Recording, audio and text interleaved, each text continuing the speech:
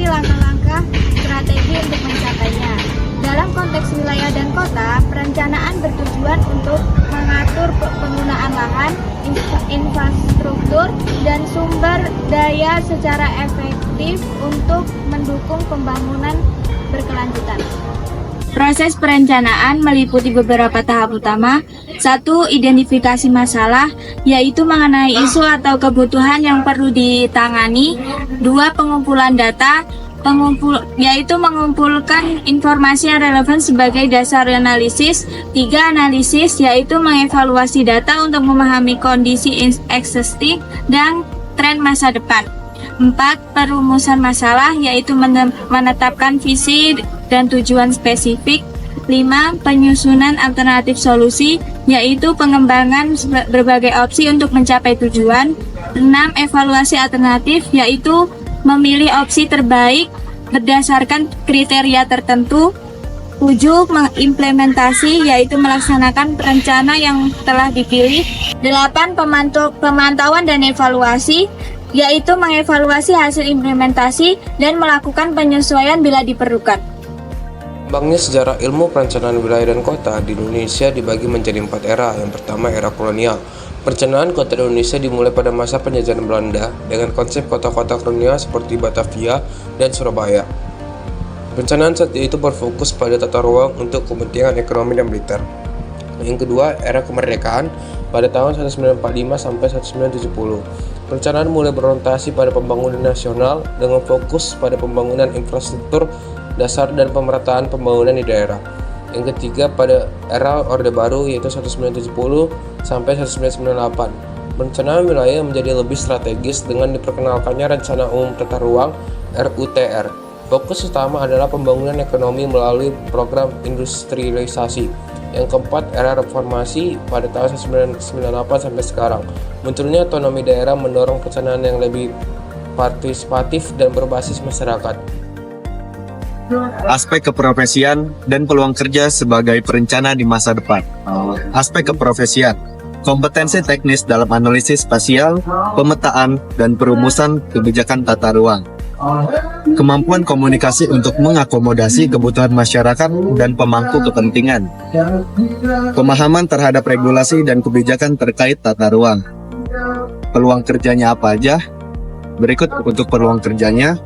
Perencanaan di instansi pemerintah seperti Kementerian ATR, BPN, atau Dinas Tata Ruang Daerah. Konsultan tata ruang baik nasional maupun internasional. Penelitian di lembaga akademis atau institusi penelitian. Praktisi di sektor swasta, real estate, pengembangan properti. Perencana untuk isu-isu khusus seperti mitigasi bencana, perubahan iklim, atau transportasi. Apa sih perbedaan wilayah dan kota itu? Jadi, wilayah itu mencakup area yang lebih luas dengan meliputi kawasan perkotaan dan pedesaan yang berfokus pada integrasi antar wilayah, pengolahan sumber daya, dan pemerataan pembangunan. Jadi, tahu nggak sih kalau kota itu berfokus pada area yang lebih kecil dengan konsentrasi kegiatan ekonomi, sosial, dan budaya. Perencanaan kota lebih terfokus pada tata ruang perkotaan, infrastruktur, dan pelayanan publik. Perbedaan substansi kajian dan produk perencanaan. Dari segi substansinya meliputi pengelolaan sumber daya alam, contohnya pengembangan kebijakan untuk melindungi hutan di suatu provinsi guna. Yang kedua, mitigasi kesenjangan antar wilayah, contohnya penyusunan program pembangunan infrastruktur transportasi antar provinsi untuk meningkatkan konektivitas. Dari segi produknya meliputi rencana tata ruang wilayah atau RTRW. Contohnya, RT/RW suatu provinsi yang menetapkan zonasi untuk area perkebunan, pemukiman, dan kawasan lindung. Yang kedua, rencana pengembangan wilayah. Contohnya, rencana pengembangan koridor ekonomi regional yang menghubungkan pelabuhan dan kawasan industri. Dari segi perencanaan kota, substansinya meliputi 1. Tata ruang perkotaan, contohnya penataan kawasan pusat kota untuk melindungi fungsi bisnis dan ekonomi. Yang kedua, pengembangan infrastruktur, contohnya perencanaan jaringan jalan raya atau transportasi massal. Yang ketiga, manajemen kawasan pemukiman, contohnya program revitalisasi kawasan kumuh menjadi hunian layak huni. Dari segi produk, meliputi yaitu Rencana Detail Tata Ruang atau RDTR, RDTR untuk kawasan bisnis kota yang mengatur ketinggian bangunan dan penggunaan lahan. Yang kedua, Master Plan Kota atau Smart City yang mengintegrasikan teknologi informasi dalam pengelolaan kota. Yang ketiga, Rencana Pembangunan Kawasan Strategi, contohnya Rencana Pembangunan Kawasan Wisata Terpadu yang menghubungkan destinasi wisata utama di dalam kota. Kok kota Bandar Lampung sekarang makin padat ya penduduknya? Iya ya. Apa itu karena adanya faktor isu urbanisasi yang tidak setuntas sih? Iya kayaknya.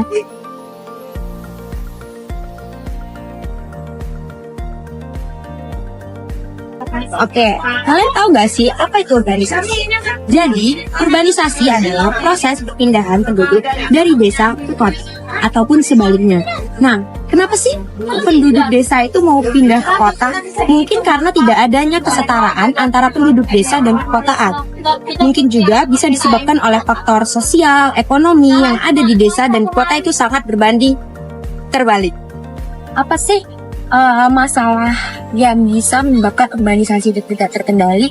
Itu mungkin yang pertama itu karena adanya faktor kemiskinan, yang kedua itu karena adanya minimnya fasilitas di pedesaan, yang ketiga itu karena adanya kurangnya pendidikan di pedesaan itu kurang memadai daripada pendidikan di perkotaan.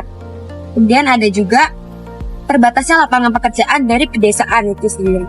Oke, jadi kesimpulan dari memahami ilmu perencanaan wilayah dan kota itu adalah bidang multidisiplin yang bertujuan untuk mengatur tata ruang guna melakukan pembangunan yang berkelanjutan.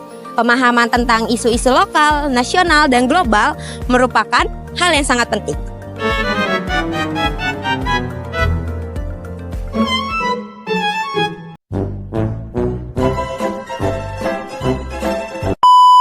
Iya, payung lu kurang besar ya.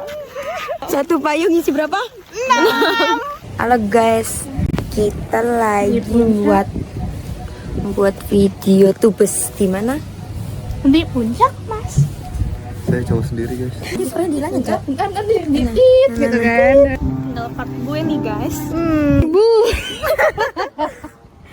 Rencana awal mau ke Kampung Vietnam. nyasar ke Puncak, Mas.